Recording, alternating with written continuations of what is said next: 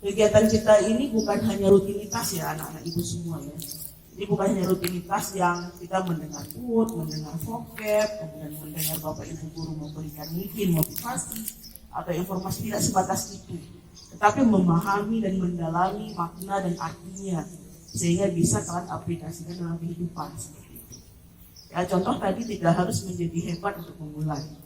Itu sudah pasti, itu jadi suatu hal yang sudah pasti yang memang kalau kita usahakan pada akhirnya di waktu tertentu, pada waktunya yang tepat juga nanti kalian akan menjadi orang-orang yang hebat.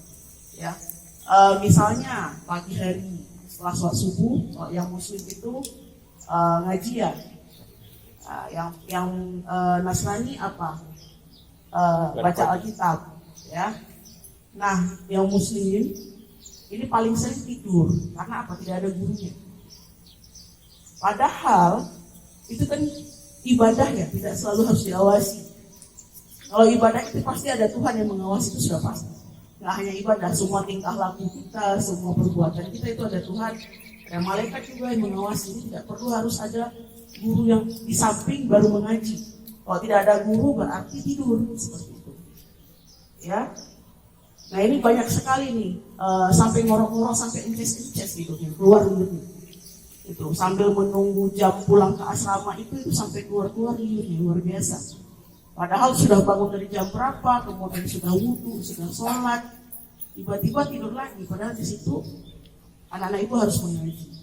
Nah tadi ibu mulai lagi ibu paham, mungkin beberapa di antara anak-anak ibu belum lancar mengajinya, atau bahkan masih baru tahu huruf-huruf hijaiyah mungkin, ya kan?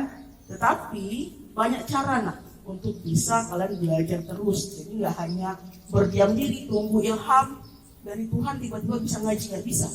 Harus ada usaha. Tidak tidur ketika harus mengaji ataupun membaca Alkitab. Ibu punya cerita. Teman ibu itu mu'alaf, ya. Sebelumnya beliau ibu lupa agamanya apa, tiba-tiba pindah ke Islam. Itu tidak bisa mengaji, jangan mengaji. Lihat huruf Arab saja mungkin bingung, tidak paham. Nah caranya adalah beliau itu dengar YouTube, mengaji, dengar les mengaji itu banyak sekali resource ataupun sumber daya yang bisa kalian manfaatkan dari internet, dari buku itu bisa. Mungkin pengucapannya sulit kalau dari buku, ya kan kita bisa dengar di YouTube atau di TikTok. Ya daripada kalau TikTok nggak bermanfaat, masih mending kalian di situ ya mungkin mendengar ayat-ayat Alkitab, mungkin mendengar surah-surah Al-Quran, itu akan lebih baik dan jauh lebih bermanfaat. Karena nanti HP kan juga dihisap pada akhirnya. Kalau dimanfaatkan untuk yang tidak baik, jadinya nanti hasilnya adalah dosa juga. Seperti itu. Jadi tidak harus diawasi oleh ibu bapak ibu guru. Nah, ketika belajar, ketika mengaji, apapun itu. Masuk jam pelajaran A, langsung belajar, buka buku pelajaran berikutnya. Masuk lagi ganti pelajaran lain, buka lagi buku pelajaran lain. Sambil menunggu guru, kita nggak tahu bapak ibu guru ini kan kegiatan banyak. Kadang-kadang masih ada rapat, kadang-kadang mungkin harus keluar sebentar, ada sosialisasi dan lain-lain. Nah sambil menunggu gurunya masuk, membacalah. Baca pelajaran ataupun baca buku-buku ataupun kerjakan tugas-tugas ataupun PR-PR kalian. Jadi ingat, ya tidak harus menjadi hebat dulu baru memulai. Mulai dulu. Nanti lambat laun akan hebat, tapi dengan usaha yang konsisten dan komitmen yang bagus, yang sama, yang bahkan harus meningkat setiap harinya. Bisa dipahami?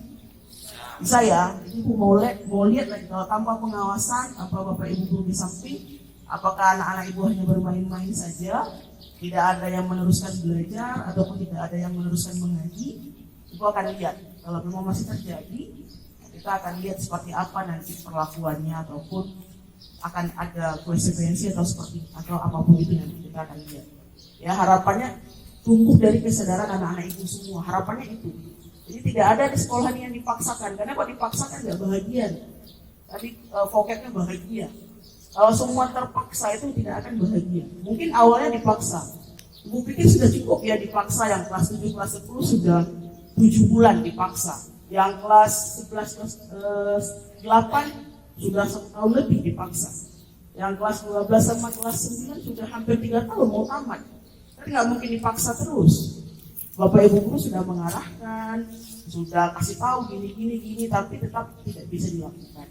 Nah harapannya setelah mendengar ini, anak-anak ibu setelah hari ini bisa memulai tanpa harus bisa dulu, tanpa harus hebat dulu.